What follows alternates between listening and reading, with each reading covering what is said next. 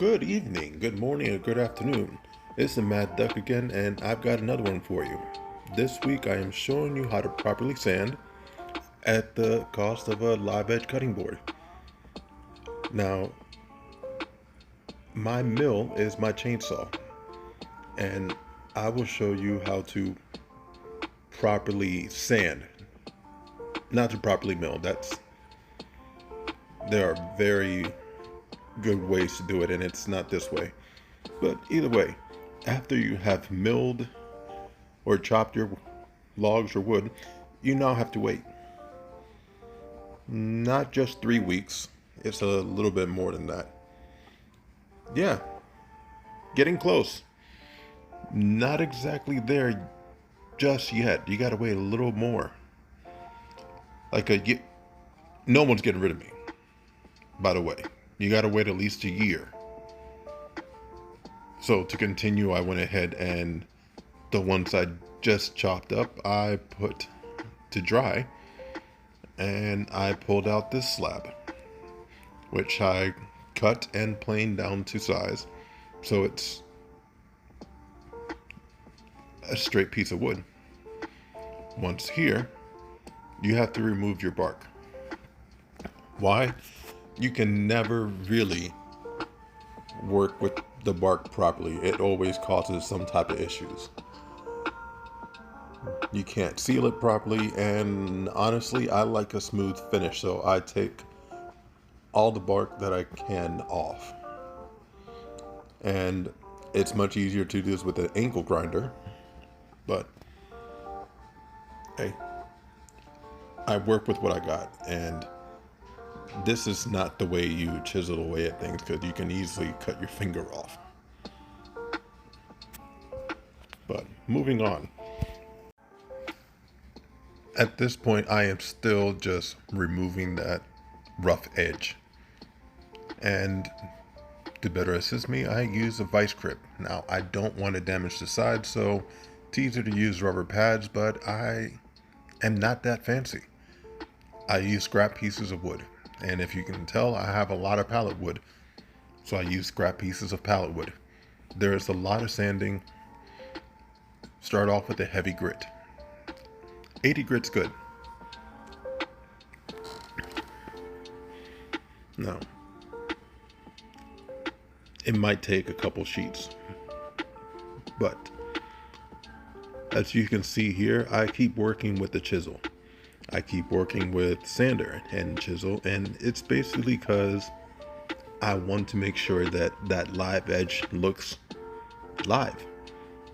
The piece of bark that I ripped off of this was very, very straight.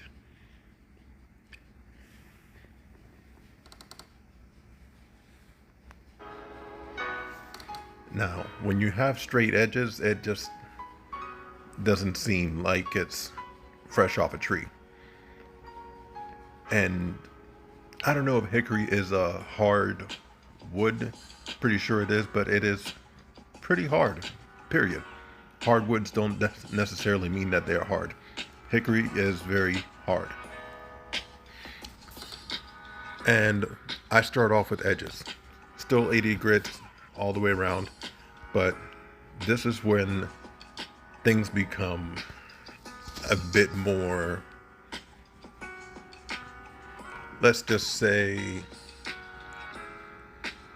I don't know, uniform. Point is, when you're sanding, you of course start with your heavy grits. I start with an 80 grit, and it looks like I'm going very fast. You don't want to cover more than an inch per second. Take your time, and if you're ever unsure of moving up a grade of sandpaper, going from 80 grit to 120 or 100 grit, whatever your preference is, use a pencil trick. That will show you exactly where you have left to sand. Now, right here, I am showing you the proper use of an orbital sander. As you can see, I am painting a corner.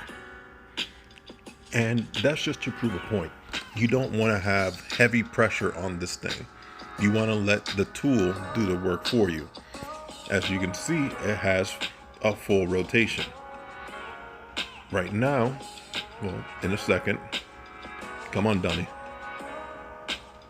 Any second now, you can see that I am putting pressure and it's not keeping that random orbit. It's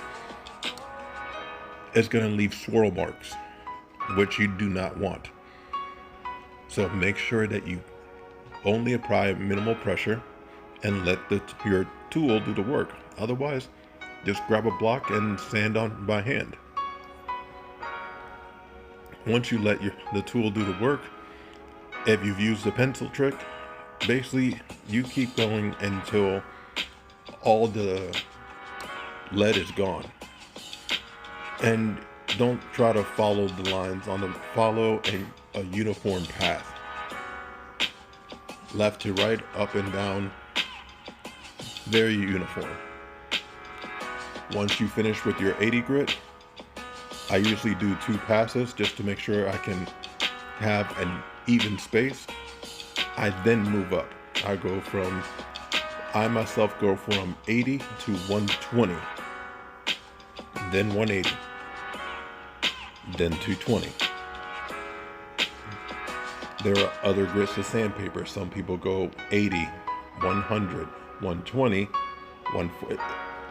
Point is, you don't want to jump more than 60 to 80 grits of sandpaper grades.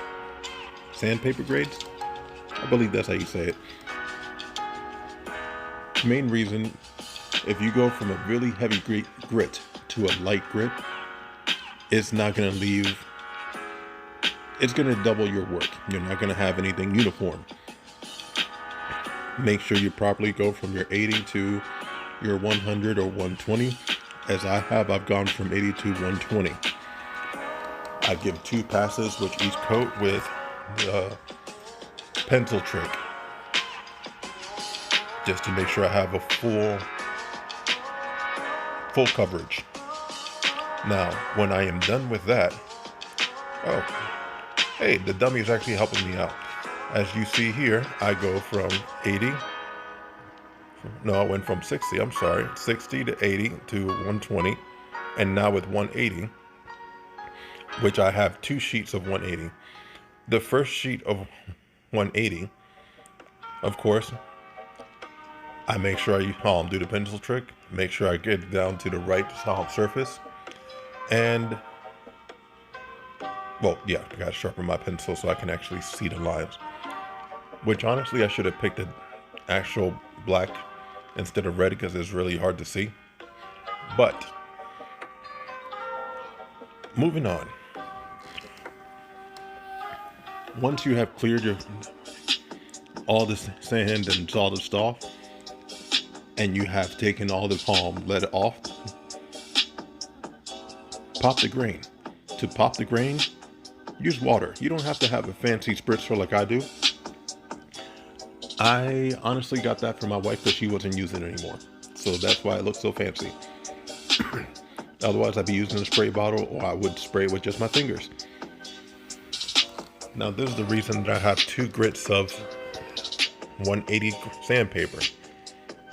Well, you can see the work that is done. It's almost paper smooth. On the other side, you can see the edges, where you would once again start all over on the other side. 80, well, I started with 60, then 80, 120, and finally 180. The point is, I used 2 sheets of 180, one to start and to do the grain pop, or to pop the grain, and then one to finish. Basically, just in case that piece of sandpaper is still a little wet, I want to make sure that I don't transfer more water after I have lifted the grain.